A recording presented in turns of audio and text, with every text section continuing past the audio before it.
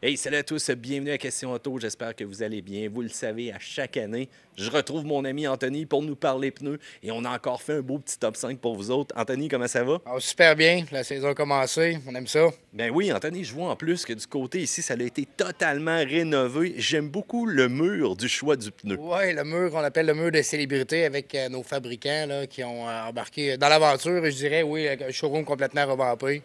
On est prêt pour la saison. Bon, ben excellent. On commence tout de suite avec notre top 5 et là, j'insiste, c'est une valeur sûre, OK? On n'a pas parlé du plus performant ou celui qu'on va faire le plus de kilométrage. On parle de pneus qui sont pas mal bons dans tout, puis qui vont surtout plaire aux consommateurs. Et encore une fois, le prix est toujours une question importante. On ne vous a pas pris rien qui va coûter les yeux de la tête, on s'entend là. Non, on s'entend très bien. On est allé vraiment à une sélection, comme on s'est parlé d'avance.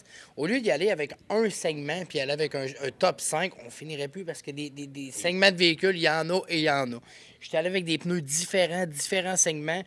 Petit coup de cœur dans chaque, autrement dit, c'est vraiment Parfait. avec lesquels on a été cette année. On commence tout de suite avec le premier. Et non le moindre, bien sûr, le Michelin premier AS. C'est un pneu, tu sais, Michelin. J'ai le sentiment là, de me répéter un petit peu douceur de roulement. Oui. Technologiquement parlant, Michelin, c'est une coche au-dessus de bien des fabricants, je vous dirais. C'est des gens qui sont vraiment à l'écoute. Premier AS, un choix de grandeur multiple. Douceur de roulement, stabilité, puis douceur de roulement, je vais le redire, et douceur de roulement. OK, toi, c'est vraiment ce qui va te chercher de ce Ah, côté-là. Michelin, c'est vraiment. Si on est au Québec, là, on se le cachera pas, les lits de pôle, ainsi de suite. C'est un pneu que je mets peu importe le véhicule. Douceur, millage, polyvalence. OK. Je regarde un peu le dessin aussi. On a vraiment travaillé au niveau de l'évacuation de l'eau. Quand on regarde, c'est quand même assez large, mais c'est tout lamellisé aussi au grand complet. Puis j'aurais pensé qu'on aurait eu un pneu un peu plus creux au mode crampon, mais non, on semble vraiment garder une surface uniforme. Et Michelin nous promet, au fur et à mesure qu'on fait du kilométrage, il ne perdra pas son adhérence. Au contraire, ça va augmenter et vraiment avec Et le voilà. design spécifique. Avec l'usure, comme tu Oui. dis à ce moment-là, avec le design spécifique, bien sûr. Non, on parlait de les lamellisations là, au niveau du pneu. C'est ce qui va nous permettre. Le bloc est très bien défini, OK. épouser les imperfections de la route, de l'encore du sort de roulement Michelin à ce moment-là. Parfait. On passe au suivant. Et là, on tombe avec le Hankook, le modèle Kinergy GT. Quand je jette encore un coup d'œil là-dessus, je vois les lamelles qui sont vraiment assez complètement découpées sur le côté. On a même fait plusieurs angles. Ça va quand même donner un support latéral intéressant.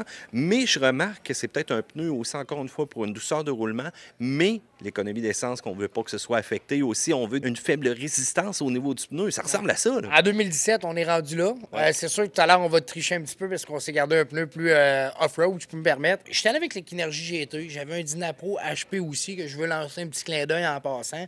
Tu sais, Kinergy, véhicule, monsieur, madame, tout le monde un petit peu. OK.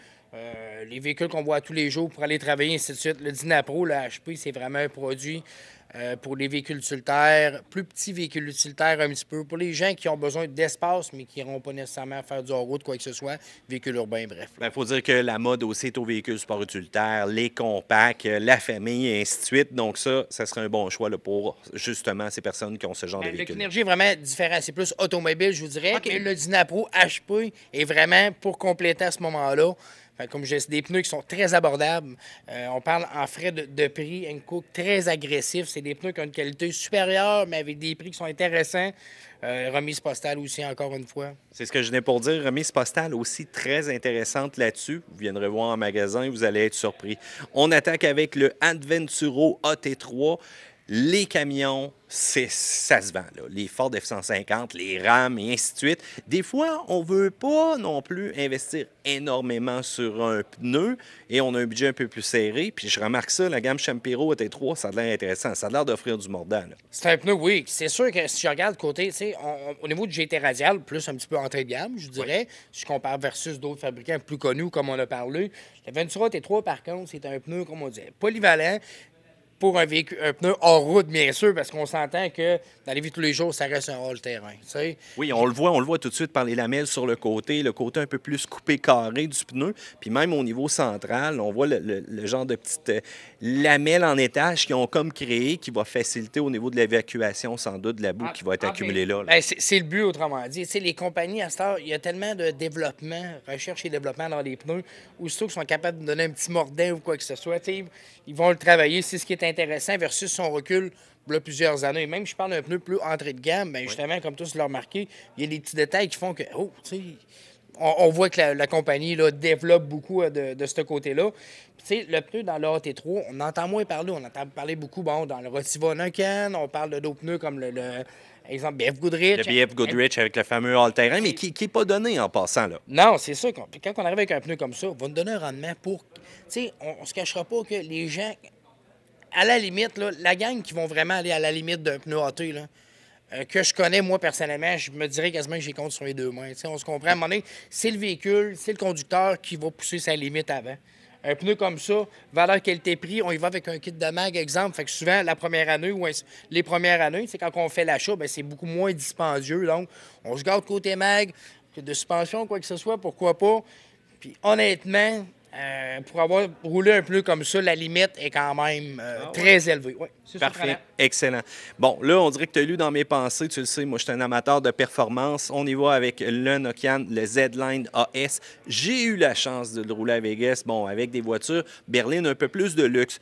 Mais ça, c'est un pneu là, qui est prévisible. Pour l'amateur de performance, tu sais, quand tu veux pousser un peu plus au bout de ton véhicule et que tu sais qu'il va décrocher parce que tu as un peu trop poussé, c'est assez surprenant. C'est assez surprenant. Encore là, Nokian ont écouté le client. L'an passé, on parlait beaucoup du N-Tahoe, le 2.0, qui était lancé avec une gamme de dimensions de A à Z. On arrivait dans le produit Nokian automobile, c'était quoi? C'était un Z-Line ou un N-Tahoe 2.0.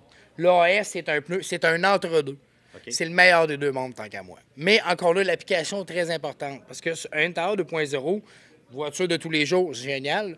Un Z-Line, voiture ultra haute performance, on va chercher l'entre-deux. On veut avoir un feeling de pneu sportif. J'ai le composé d'un pneu qui va nous donner du millage. Moi, j'aime bien ça. En tout cas, un pneu qui est communicatif aussi de la route. On en parle souvent dans nos essais quand je parle de communication. C'est souvent un rôle de direction de pneus de suspension. Mais avec ça, vous allez être surpris. Puis là, tu es allé vraiment en valeur sûre à la fin avec Yokohama, un fameux Avid Touring. Ça fait un bout de temps que c'est là, de ce côté-là. Mais en tout cas, surprenant quand même. Surprenant. Ce que je trouve intéressant avec la Avid Touring, justement, tu sais, comme je me parle d'un véhicule, autant d'un Yaris, un véhicule surélevé en passant par une berline sportive avec notre choix. Mais un Avid Touring dans Yokohama, comme je disais, c'est une valeur sûre. Yokohama, des fois, c'est une compagnie peut-être qu'on voit moins ou entend moins versus d'autres gros fabricants.